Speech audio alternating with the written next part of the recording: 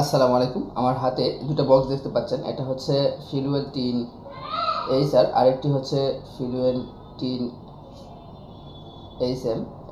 একটি হচ্ছে টিনেজ ছেলেদের জন্য, আরেকটি টিনেজ মেয়েদের জন্য। এতে 21টি মাল্টিভিটামিন মিনারেল রয়েছে, যা আপনার শিশুর বা বেবির মানসিক বিকাশের জন্য খুবই গুরুত্বপূর্ণ। রোগ প্রতিরোধ ক্ষমতা বাড়াবে, খাওয়ার রুচি বৃদ্ধি করবে, শারীরিক দুর্বলতা দূর করবে, বনকে হাড়কে শক্তিশালী করবে, আর হচ্ছে নার্ভাস সিস্টেমকে শক্তিশালী করবে, চোখের জ্যোতি বাড়াবে।